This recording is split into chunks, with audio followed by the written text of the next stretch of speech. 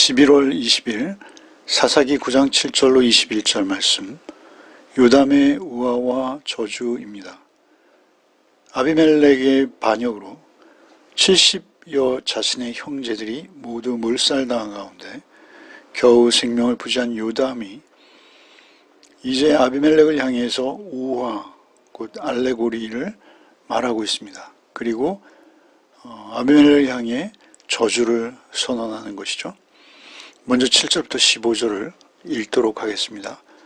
사람들이 요담에게 그 일을 알림해 요담이 그리심산 꼭대기로 가서 서서 그의 목소리를 높여 그들에게 외쳐 이르되, 세겜 사람들아 내 말을 들으라. 그리하여 하나님이 너희의 말을 들으시리라. 하루는 나무들이 나가서 기름을 부어 자신들 위에 왕으로 삼으려 하여 감람나무에게 이르되 너는 우리 위에 왕이 되라매. 감람나무가 그들에게 이르되 내게 있는 나의 기름은 하나님과 사람을 영화롭게 하나니 내가 어찌 그것을 버리고 가서 나무들 위에 우쭐대리요 한지라. 나무들이 또 무화과나무에게 이르되 너는 와서 우리 위에 왕이 되라 하매. 무화과나무가 그들에게 이르되 나의 단 것과 나의 아름다운 열매를 내가 어찌 버리고 가서 나무들 위에 우쭐대리요 한지라. 나무들이 또 포도나무에게 이르되 너는 와서 우리 위에 왕이 되라 하매. 포도나무가 그들에게 이르되 하나님과 사람을 기쁘게 하는 내 포도주를 내가 어찌 버리고 가서 나무들 위에 우쭐대리요 한지라. 이에 모든 나무가 가시나무에게 이르되 너는 와서 우리의 왕이 되라 하매. 가시나무가 나무들에게 이르되 만일 너희가 참으로 내게 기름을 부어 너희 위에 왕으로 삼겠거든 와서 내 그늘에 피하라. 그리하지 아니하면 불이 가시나무에서 나와서 레바논의 백향목을 사를 것이니라 하였느니라. 요담이 구사일생으로 살아남았죠. 그리고 그가 이제 그리심산에 올랐습니다. 그리심산은 에발산과 마주보고 있고요. 세겜은 그 사이에 놓여 있습니다. 그 사이의 지역이죠. 그 그리심산은 축복이 선언된 이스라엘에게는 아주 복된 산이죠. 그 그리심산에 올라가 아비멜렉을 고발하며 꾸짖는 것이죠. 산 위에서 고요함을 치고 있습니다. 세겜과 아비멜렉 사람들의 행위를 지적하는 것이죠. 이것은 상당히 위험한 일이요, 생명을 건 모험일 수 있습니다. 그가 던지는 우화는 감람나무와 무화과나무, 포도나무, 가시나무 이렇게 네 종류의 나무가 등장하고 있죠. 그 나무들이 나무들의 왕을 뽑는 우화입니다. 그래서 나무들이 감람나무에게서 왕이 될 것을 청하자 감람나무는 그것을 거절하는 것이죠. 감람나무는 이스라엘에게 굉장히 기묘한 식물입니다. 식료품인 감람나무 열매를 낼 뿐만 아니라 또 연료로 사용되기도 하고요. 목공예품으로도 아주 훌륭한 나무이고요. 또 의약품으로 쓰기도 합니다. 무엇보다 중요한 것은 감람나무는 왕과 제사장의 임직식 때 감람나무에서 짜낸 그 기름으로 그들에게 기름을 부었죠. 또한 성막의 등대를 밝히는 기름도 역시 감람나무 기름입니다. 굉장히 유용할 뿐만 아니라 제사에 또 성전에 사용되는 귀한 나무로 과연 왕으로 뽑힐 만한 자격이 있는 나무인 것이죠. 그래서 맨 먼저 감람나무에게 요구를 한 것인데요. 감람나무가 앞으로 모든 이 무화과나무와 포도나무도 동일하게 거절하는데요. 그 거절하는 한마디를 하죠. 내가 어찌 하나님을 영화롭게 하는 이 일을 버리고 가서 나무들 위에 우쭐대리요. 우쭐댄다라는 것은 예전 번역에는 요동하리요 이렇게 했죠. 이것은 요동한다, 휘두르다, 흔들대다, 또는 건들거리다 뭐 이런 의미가 됩니다. 그러니까 잘난 체한다 뭐 이런 것이 되겠죠. 그래서 굉장히 건방진 태도로 그렇게 사람들 앞에 우쭐대는 그러한 일이 왕이 하는 일이라고 나무들은 지적하고 있는 것입니다. 그렇게 감람나무에게 거절을 당한 나무들은 두 번째 무화과 나무에게 다시 왕이 되어줄 것을 요구하죠.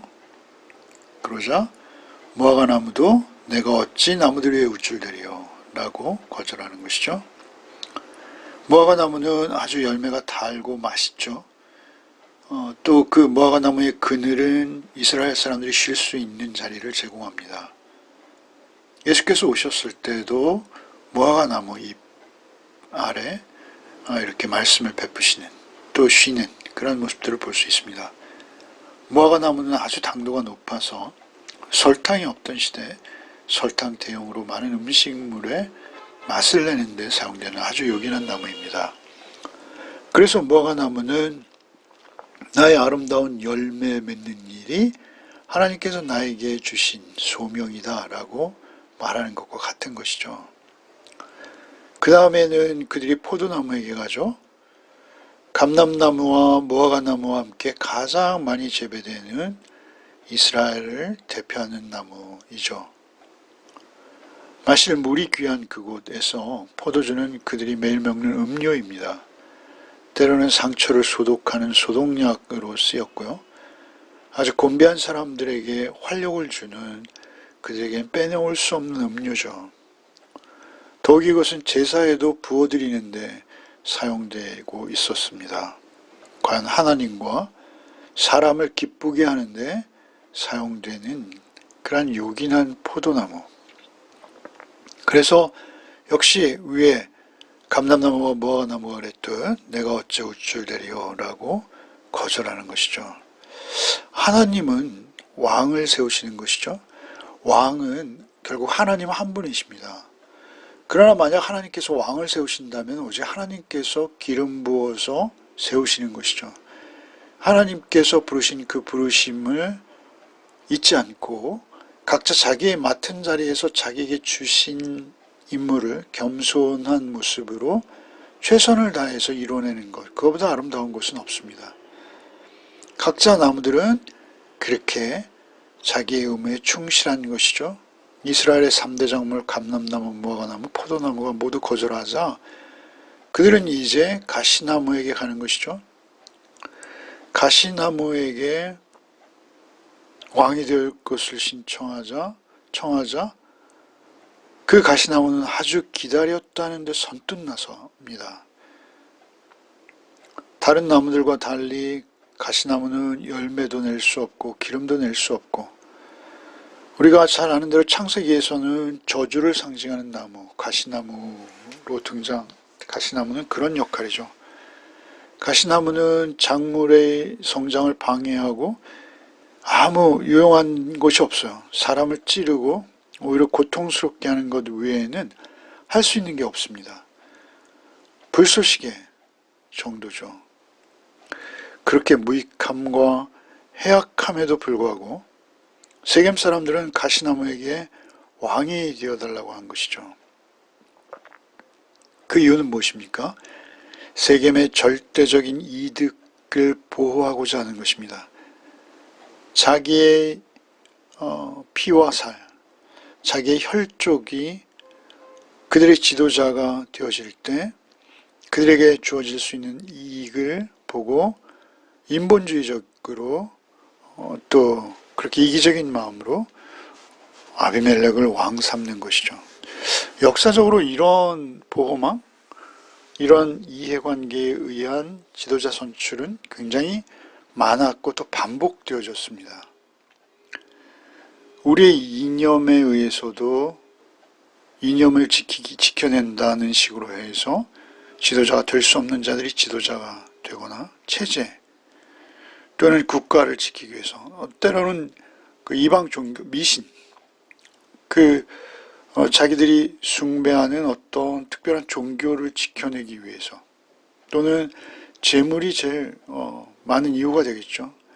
기득권층들의 부유함과 권력을 계속 지키고 내어주지 않으려고 또 심지어는 예술의 영역에서도 이러한 모습들이 인류사에 자주 등장하고 있습니다.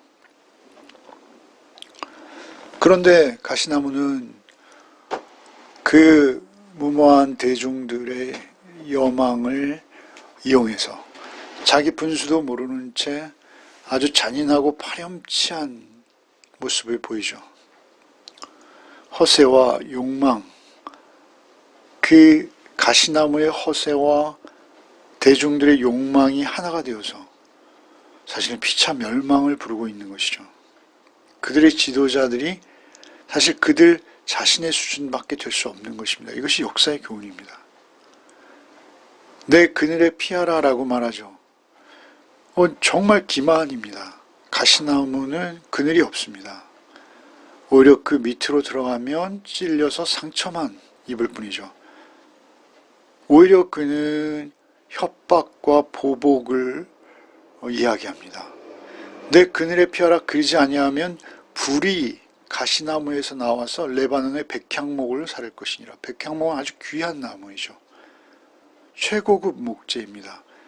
그런데 그 곧게 뻗은 자란 백향목을 가시나무에서 불이 나가서 태워버릴 것이다. 이것은 정치적인 협박과 보복으로 유혹하는 아주 비열한 모습입니다. 여러분에게 나눠드린 호쿠마 주석에 해석된 것은 이 지위와 권력을 유지하기 위해서 겁박하는 정치적인 모습과 너무 닮아 있는 것이죠.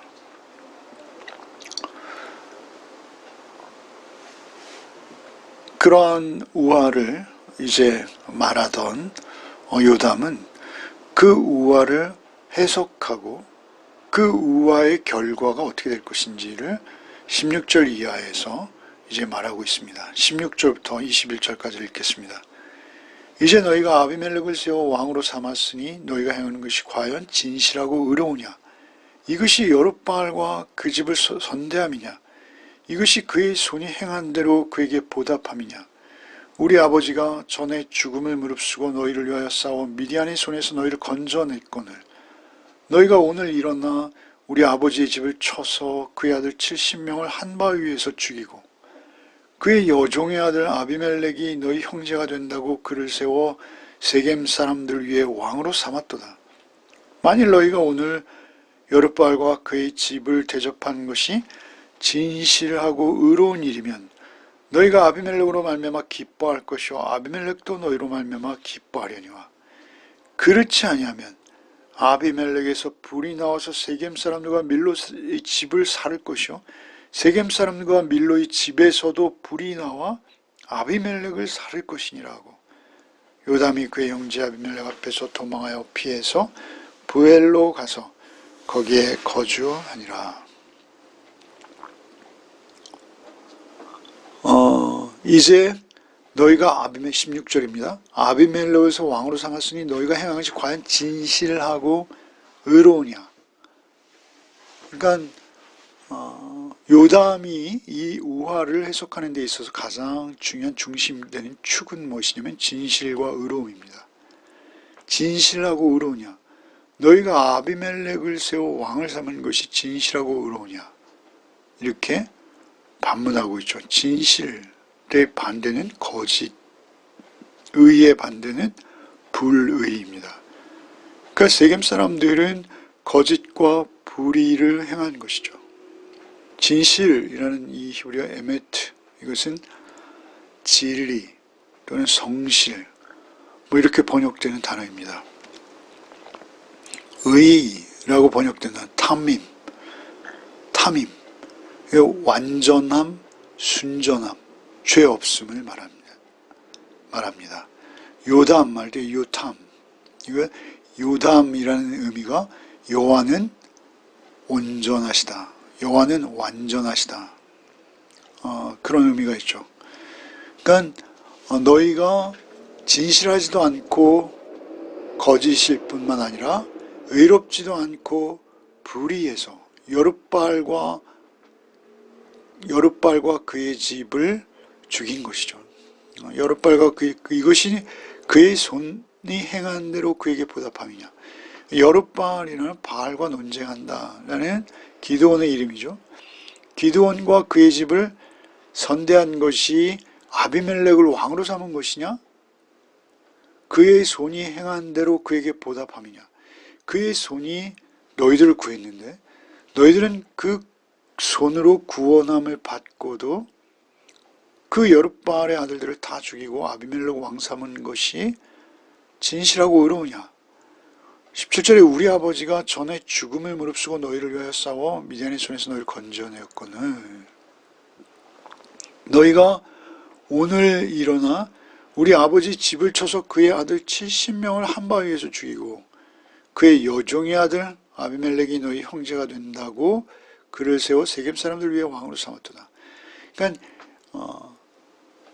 기드온의 아들을 왕으로 세운다라고 명분을 세우고 실은 기드온의 아들 70명을 죽인 것이죠. 기드온의 아들을 왕으로 세우는 것이 기드온에 대한 예우라고 그들은 여겼을지 모르나 실제 그들이 한 짓은, 그들이 한 일은 기드온의 아들들 70명을 다 죽인 것이라는 것이죠. 기드온이 왕이 되라는 요구를 받았을 때, 왕이 되어달라는 부탁을 받았을 때 내가 너희를 다스리지 아니하겠고 나의 아들도 너희를 다스리지 아니하리요 여호와께서 너희를 다스리리라. 이렇게 왕위를 거절했죠. 아들의 손자까지 왕이 되어달라는 말에 이토록 거절했던 기드온이죠. 그런데 아비멜렉이 왕이 되기 위해서 그 아들들을 다 죽인 것이죠.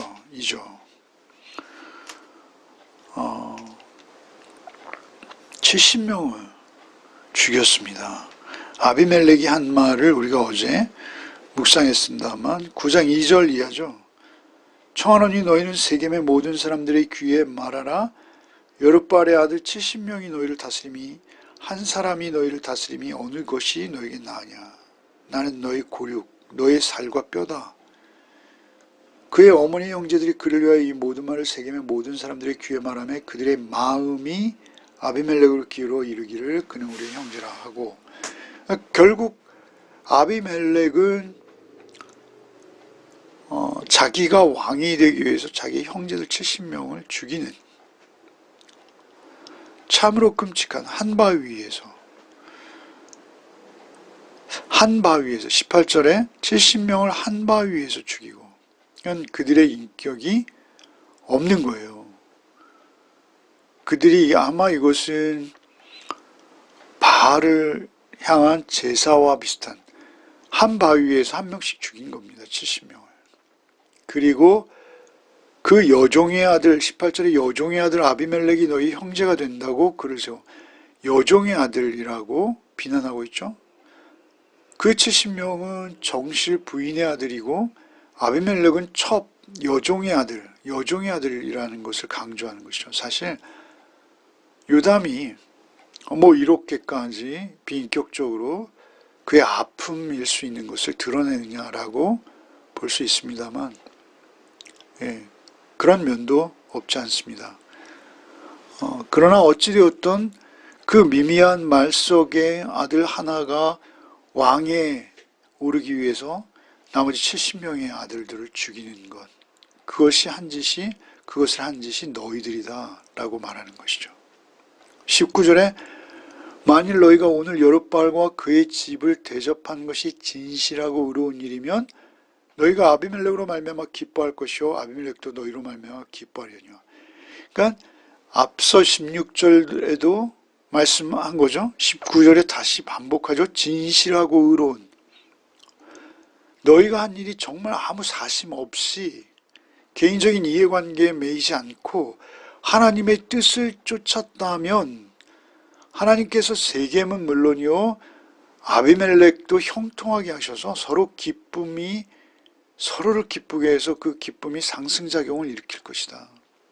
하나님 앞에서 하나님의 뜻을 쫓아 한 것이라면 너희는 모두 기쁨을 누리게 될 것이다 라는 것이죠. 이것은 그것이 아니라는 것을 증명하기 위해서 그들에게 말하는 것이요. 지도자를 잘못 뽑았을 때 역사가 어떻게 흘러간다는 것을 우리는 많이 경험했습니다. 우리가 안타까운 것은 우리가 지도자들을 또 그 앞서 바로 계속된 지도자들이 그 감방에 가는 안 좋은 일들이 일어났죠. 그들에게 기대했던 것은 경제였습니다. 경제. 진실하고 의로운 것과는 멀었죠. 그 전직 두 대통령이 의미하는 바는 그들이 당선되면 당장 경제적 형편이 굉장히 나아질 것이다 라고 여겼었죠. 어쨌든 우리가 지도자를 뽑는 데 있어서는 그들의 말이 아니라 그들이 살아온 삶이 더욱 중요하다라는 것입니다. 그리고 또한 그들의 모습과 그들의 주장 가운데서 하나님의 뜻, 하나님의 진실하시고 의로우신 하나님의 뜻을 누가 더 잘 실현시킬 수 있을 것인가라는 것을 우리는 건강하게 판단할 수 있는 판단력이 우리 그리스도인들에게 요구되는 것입니다. 아무 사심 없이 때로는 그것이 내게 손해가 될지라도 의라는 것이 그런 것입니다. 불의가 있고 의가 있는데요. 언제나 불의는 나에게 커다란 이익을 가져다 줄 것 같지만 그것은 오해입니다. 그런가 하면 의를 쫓는 삶은 힘들고 피곤할 수 있습니다. 그럼에도 불구하고 그것은 하나님의 성품을 드러내는 그러한 기쁨이 될 수 있습니다. 20절에는 그 반대의 상황을 말하죠. 19절과 20절이 정반대죠. 그렇지 아니하면 아비멜렉에게서 불이 나와서 세겜 사람들과 밀로의 집을 살 것이요 세겜 사람들과 밀로의 집에서도 불이 나와 아비멜렉을 살 것이니라. 너희가 하나님의 뜻을 따라 진실하고 의롭게 그 일을 이룬 것이라면 서로 기쁨이 상승작용이 될 것이나 20절에 그렇지 아니하면 아비멜렉에서 불이 나와서 세겜 사람들과 밀로 집을 살 것이요 아비멜렉에서만 불이 나오는 것이 아니라 아비멜렉이 자신의 골육, 자신의 뼈와 살이라고 그렇게 친근감을 드러내며 그의 권력 기반으로 삼았던 그들에게서도 불이 나와서 아비멜렉을 태워버릴 것이다. 결국 부메랑이 되어서 그 잘못한 죄가가 그를 결국 멸망에 이르게 할 것이다. 이건 굉장히 침착한 통찰입니다. 서로 기뻐할 수도 있고 서로를 멸망시킬 수도 있고 두 가지 전혀 다른 길이 있는 것이죠. 서로의 욕망을 실현시키려고 서로에게 불이 될 수 있다는 것입니다. 한동안은 서로 한편이었습니다만 서로가 서로를 태워버리는, 사실은 이것은 그대로 3년 후에 실현되고 있죠. 이것은 하나님의 말씀의 진리입니다. 우리는 지금 신약시대를 살고 있죠. 구약시대에는 이렇게 즉각적인 하나님의 보답, 하나님의 응답, 보응 이런 것들이 이루어지고 있는 것을 봅니다. 그러나 지금 신약시대에는 그것이 심지어는 이 땅 가운데서 실현되지 않을 수도 있습니다. 그럼에도 불구하고 예수께서는 십자가로 그것을 설명해 주셨습니다. 십자가는 이 땅에서 진 것 같고 패한 것 같고 억울하게 당한 것 같으나 그러나 그 십자가가 생명인 것이죠. 영원한 생명입니다. 부활입니다. 결국 하나님의 진실하고 의로우심만이 끝내 승리할 수 있다는 것이죠. 그 진실하고 의로움을 쫓아 살아가는 것, 그것이 우리에게 유일한 승리의 길이 되는 것입니다. 21절에 요담이 그의 형제 아비멜렉 앞에서 도망하여 피해서 부엘로 가서 거기에서 거주하니라. 부엘, 우물이라는 의미이거든요. 사실은 이 부엘이 어디냐라고 현실적인 위치를 들고 갑론을박이 많습니다. 모압 지경이다. 이스라엘 밖으로 도망하였다. 이런 주장을 하는 주석가도 있고요. 가장 중요한 것은 현실적으로 요담은 생명의 위협을 받았을 것이요. 또 이러한 비판을 말함으로 인해서 얼마나 큰 불이익을 당하였겠습니까? 그가 표적이 되었을 것이죠. 아비멜렉의 측근들이 온통 요담을 찾아서 복수하려고 혈안이 되었을 것이죠. 이 이후로는. 그러나 요담은 자신의 생명을 걸고 아비멜렉을 고발하고 있는 것입니다. 하나님의 의로우심 앞에서 건전하고 건강한 판단력, 이것은 그리스도인의 가장 큰 특징입니다. 이 시대에 우리에게 기대되는 것은 무엇입니까? 우리가 그렇게 하나님의 정의와 진실함을 쫓아 우리의 삶을 살아가고 그저 우리의 삶의 자리에서 그러한 성품을 늘 잊지 않고 살아내는 것, 그것이 우리의 축복이 될 줄 믿습니다. 기도하겠습니다. 하나님 아버지, 참으로 이 땅에 많은 모습들을 봅니다.